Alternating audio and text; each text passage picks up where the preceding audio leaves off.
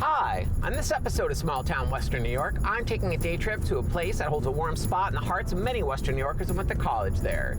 It encompasses one of the primary hubs of commerce in the Southern Tier, a notable college, and a beautiful small town, all in close proximity to one another, and all tucked into the gorgeous rolling hills and valleys of Cattaraugus County. I'm headed to Olean Allegany.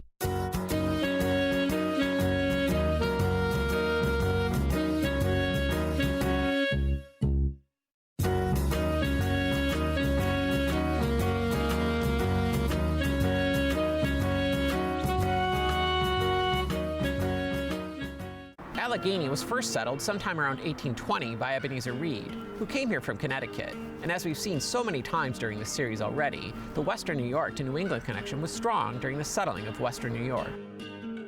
The town was initially called Burton, and it was formed in 1831. And in 1851, its name was changed to Allegheny. The village here is a real hidden gem. It's a quaint and genuine village with a great vibe, and it's the perfect size for walking, especially in fall. Allegheny is also home to St. Bonaventure University. Known locally, and to the faculty and students as Bonus, it's a first-class, post-secondary Franciscan institution, and it has a gorgeous walking trail and even a 9-hole public golf course. I met up with Tom Missel, St. Bonaventure's Chief Communications Officer, to talk about the school, its history, and the effect it's had on Allegheny and Olean. Hey, Tom. Tony, how are you? Nice to meet you. Nice to meet you.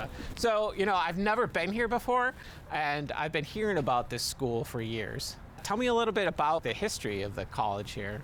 Well, it started essentially, Nicholas Devereaux was a pretty well-to-do man from the Utica area, and Okay. he was interested in establishing a university, a Catholic university in Western New York. And so after several times, he went to Rome a couple times. Couldn't convince people to come. Finally, they found a friar. What do you mean He couldn't convince some of the religious to establish a college in Western New York. Finally, he convinced some friars in Italy to come on over and establish a college, and they ended up here. 1856, they started their first building. 1858, they opened. In 1860, they graduated their first class.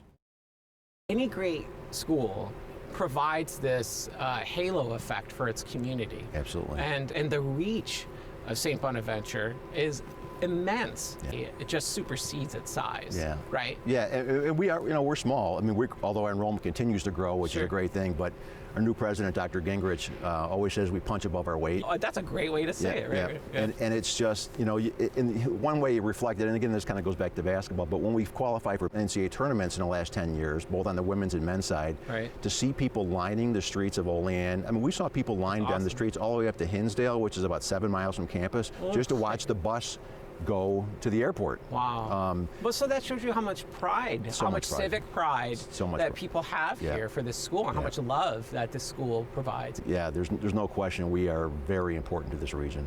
We're as vital as we've been in 160 years. We've had our struggles. I mean, we've had floods and fires and like financial exigency about 30 years ago, which kind of put us on the brink of potentially closing. Wow. But we bounced back, and we're as vital as we've ever been, and we're so critically important to the community. There's absolutely no doubt about that, and I think anybody in town will tell you that. Yeah. Olean has a newly renovated Main Street with a series of roundabouts through its entire primary commercial corridor that makes for easily accessible fun for walking and exploring, with some great restaurants and shops that are famous in these parts, as they say. The Tri-County Arts Council sits just on the street from St. Bonaventure in the town of Olean. It's a great example of the sheer amount of artists and interest in the arts here in the area. It all started more than 30 years ago when a group of creatives were working together to help promote each other's art. They were working out of a 400 square foot apartment. And since then, the organization has gone on to grow into its current location in a 3,300 square foot storefront downtown. It is the Tri-County because we are representing 3 counties. The one that we are currently in, Cattaraugus, but additionally Chautauqua and Allegheny County. And then, of course, we're here to represent the arts. And as we represent them, we want to make sure that everyone knows that we are a community in themselves and represent every artist we possibly could. So this is about a musician, a sculptor, a painter, a poet, everything. If we're talking art, right? That is correct. One great thing about our clay studio is that it is universally available for anyone who wants to use it, for our classes, for our clay, for our members, and it is a welcomingly open space so that we can just have as many people as possible on the wheels, at the tables, and using this space to really create. Like the other side, you see the finished product, but this is where a lot of it is created from our members. And they are allowed to use this space as they need for their medium. The store here plays a very important role in everything that you guys do. Yes. So anybody that produces work here can sell work here? Is that kind of how this So our works? artisan members, they are allotted this space, and we will be expanding this space in 2023 to allow even more artisans in the Tri-County area to sell their works. And we represent right now over 40 artisans, and it's just a great opportunity for artists to have their livelihood on display and for the community to support. My final stop for the day was the Fanny Bartlett house, as it sits just a few blocks away around the corner from the Arts Council. The house was originally built in 1881, with Frank and Fanny Bartlett purchasing the home a decade later. They hired a half-dozen artisans over the next few years to create the incredible detail work in the house that proudly still retains the charm, grace, and intricate, incredible beauty of that period. You come to the Bartlett house, and it's kind of like taking a step to another time. Which is what I loved about, when I heard about this house, that's what I was told. That it's just like this beautiful era frozen in time. Yes, it is. Everything in here is striking. Like when you walk in, you almost have to stop. It's really pretty breathtaking. I mean, you got to stop and kind of check everything out. That's the effect we would like to have people feel, and the fun effect too, We're open Wednesdays and Fridays from 1 till 5 for tours.